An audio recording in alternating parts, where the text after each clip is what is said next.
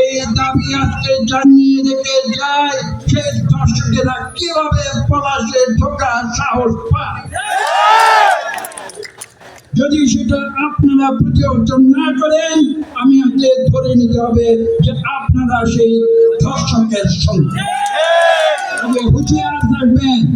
আপনারা যেমন আমাকে জবাবদিহি করবেন, আমিও কিন্তু আমার ভোটারদের জবাবদিহি করব। তারা যদি সৎ পথ ছেড়ে অসৎ পথে যায়, তারা যদি ধর্ষণের পথে যায়, তারা যদি ধর্ষকের পথে যায়, তাহলে কিন্তু আমিও আপনাদের জবাবদিহি করে যাব। জবাবদিহি উভয় পক্ষে হয়, একদিকে কোনোদিন জবাব। আমি যেমন আপনাদের জন্য কাজ করেছি, আপনাদের সেবা করেছি, কাজে আমারও একটি হক আছে আপনাদের উপর, এবং সেই হকের বদৌলতে বলছি দুটি বিষয় সম্বন্ধে এই চারটি সতর্ক থাকবেন। ১ নম্বর, পলাশ হচ্ছে ফুলের মতো সুন্দর স্থান, এখানে কোনো পাপি তাপি ধর্ষক ঢুকবে না।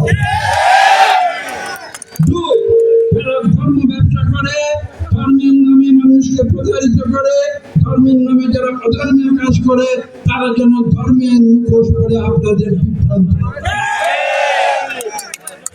আমি বক্তব্য দীর্ঘ করবো না। আমরা আজকে গজারিয়াতে যাত্রা শুরু করেছি। অলরেডি আমরা বিভিন্ন স্থানে আমরা জনগণের সঙ্গে কথা বলছি। আমরা জনগণের রাজনীতি করি, জনগণের প্রতিনিধিত্ব করি। টাকা পয়সার মোহে ডক্টর মঈন খান রাজনীতি করে।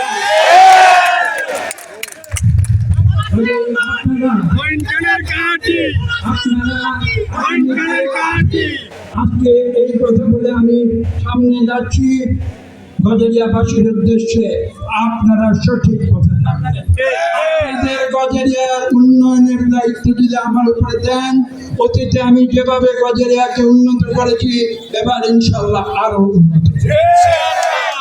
এই বিষয় নিয়ে আপনাদের চিন্তা করার কোনো প্রয়োজন নেই।